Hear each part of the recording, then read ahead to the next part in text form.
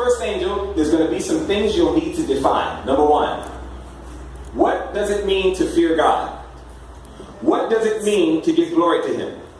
What constitutes the hour of his judgment, and what constitutes true worship? These are the key components in the first angel's message. These are all the key components. When you read Revelation 14 and verse 7, saying with a loud voice, fear God, give glory to him, for the hour of his judgment is come. Worship him that made heaven and earth, the sea and the fountains of waters. Those are your four key components. You need to understand all four. You need to explain it all with Bible, no Ellen White.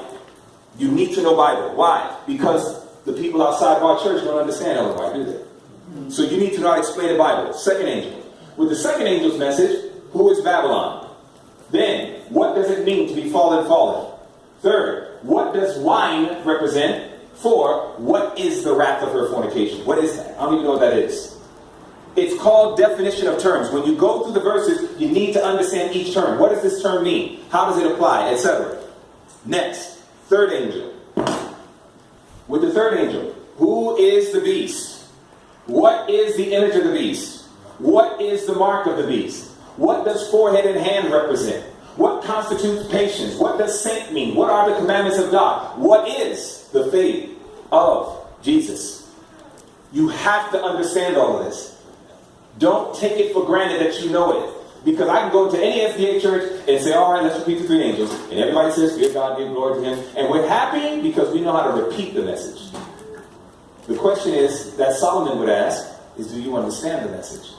Remember Proverbs 4 and verse 7? Wisdom is the principal thing. Therefore get wisdom. And with all thy getting, get understanding. The question is not did you get it. The question is do you understand what you got? That makes a big difference with God. What are the two key things that you need to focus on? Number one, what is the historical context of these messages? You have to understand history. You're going to have to do the thing that most people hate. You have to study history. You're going to have to pick up Encyclopedia Britannica. You're going to have to pick up history books, the history of the Roman Empire. You're going to have to pick up all these books now, and you're going to have to study so you can know the message that you profess to believe. But then after that, that's not enough. Not after this. What is the historical context? In my mind, this is the most crucial part of the study. It's right here. Next. Forgive me.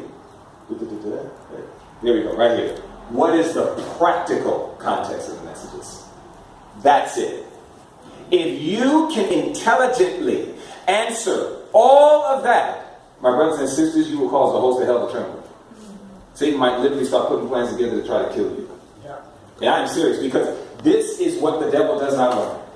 If we understand these messages, understand it's historical, but also it's practical, meaning I'm not just going to talk about the third angel, I'm going to walk in the experience of the third angel's message, you become a force to be reckoned with. This is what we must teach your children.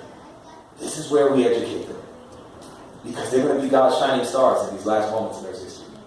You understand that? So this is our calling, this is our work, and it is a most serious and solemn work, my brothers and sisters.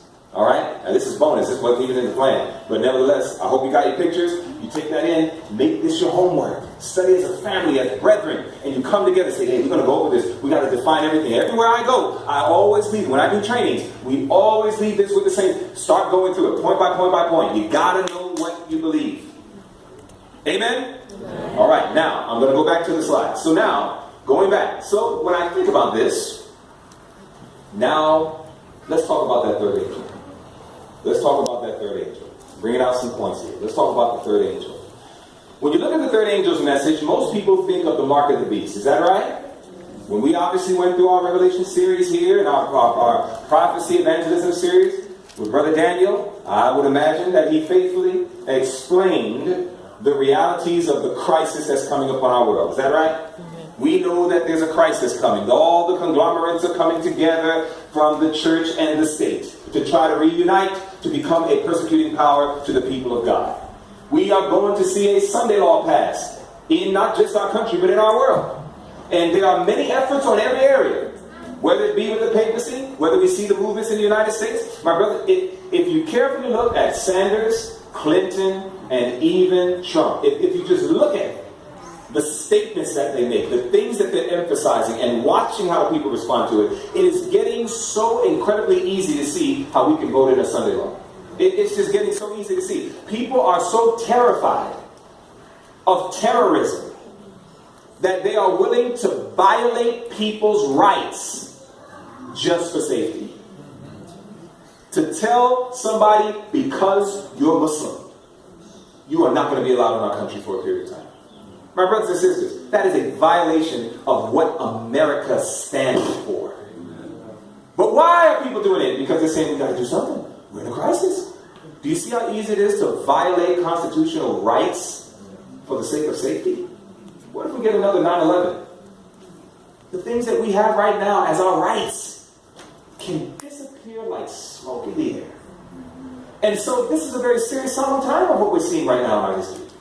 And so when we look at that, I know that when we look at Revelation 14, let's turn there, this is where sometimes a lot of our focus is unduly given. Now let's notice that. I like using very specific words. Unduly given.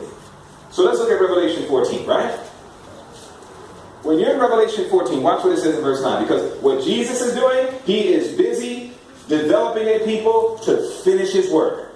What is the work to be finished? The mystery of God. What is the mystery of God? Christ in us, the hope of glory. So this is the great work that Jesus is focused on. Now we need to be in harmony with Jesus in this focus. But the problem is, the world is trying to produce a whole different image.